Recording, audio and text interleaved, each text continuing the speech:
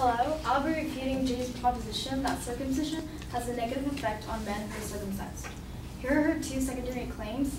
First one states that male circumcision causes health issues for men who receive the procedure. The second one states that male circumcision negatively affects sexual activities and relationships. So Jay tries to make a point that men who are circumcised are more likely to have erectile dysfunction, orgasm difficulties, and premature ejaculation. Well, she also states that circumcision can also cause one to go into shock or even die.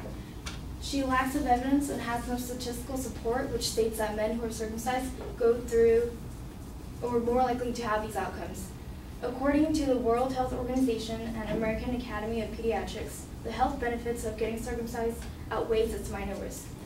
The benefits include protection against sexually transmitted diseases such as HIV, decreased risk of urinary tract infections, protection against penile cancer, prevention of inflammation of the glands or skin, and decrease in chance of getting phimosis.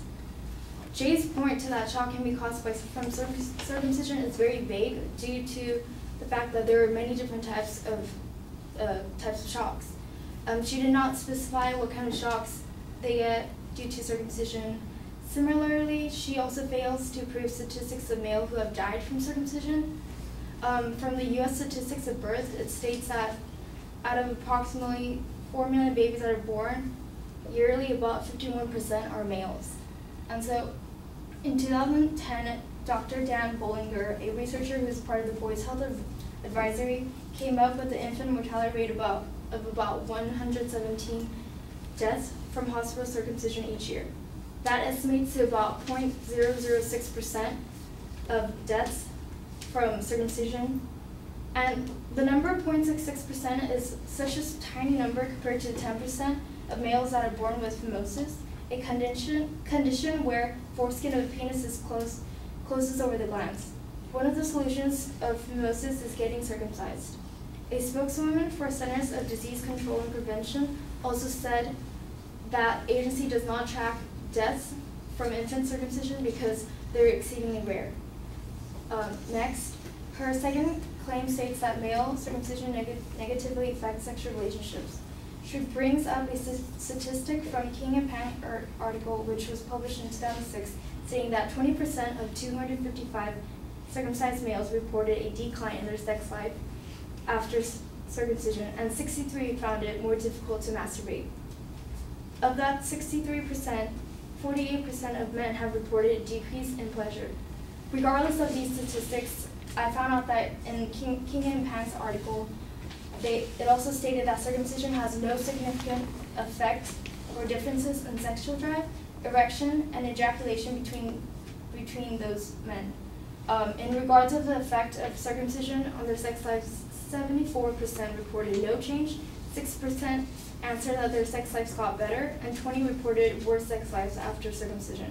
In addition, Professor Brian Morris of University of Sydney stated that nearly 40 studies totaling 40,473 men, which half were circumcised, concluded that there was no difference and no adverse effect in sexual function, sensitivity, sexual sensation, or satisfaction. Another large trial involving 2,250 Ugandan men found no difference in sexual desire or difficulty in achieving or maintaining an erection. A year after circumcision, 99% reported being sexually satisfied. This proves Jay's claim that male circumcision brings a negative effect on in sexual relationships. So in conclusion, there is some evidence that supports her claim, but not enough data and statistics to convince me that circumcision brings a negative effect on men.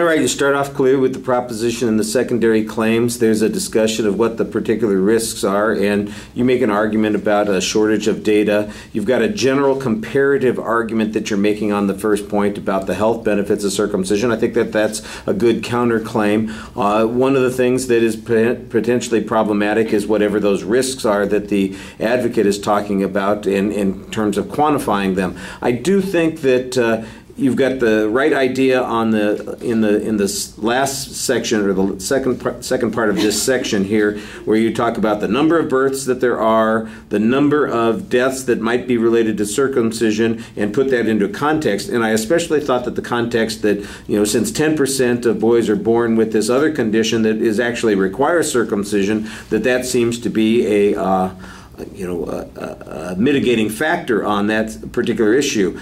I think that the other thing that you should point out is that this is an estimate by that one doctor about the 117 deaths, and then follow up with that CDC information that says, but even though the doctor says 117 deaths, according to CDC, there aren't even enough to track them accurately. So this is at best an estimate, and it's a teeny tiny estimate of what's going on here. And I think that that's a good way to maybe summarize that argument on that point. The argument about people going into shock or some kind of problem, I don't think you explain that very well, and it's not very clear.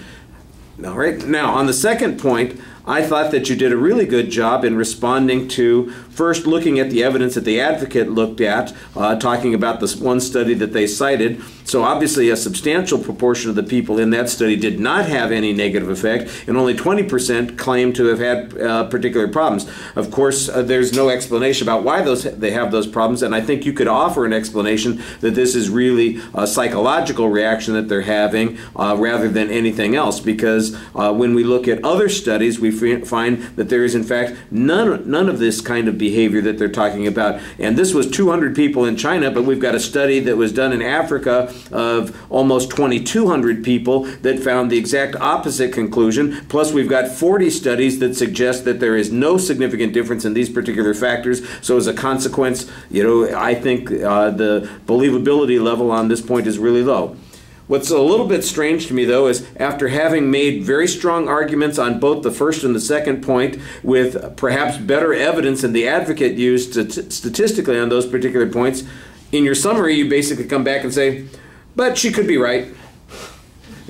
And I didn't understand that. I think you should contrast it that way and say, look, so we don't have any evidence that there are significant deaths related to this. The number of deaths that are connected to it are incredibly small, and there's a substantial benefit that offsets any of those risks. So that first point, I think we're in good shape on that. On the second point, this is entirely speculative because all of the evidence seems to suggest on the other side that this is completely safe and nobody has any problems on this. Don't be afraid of being assertive on your claim. I thought you did a really good job on this, and you want to finish off by saying that. Okay? All right. Thank you.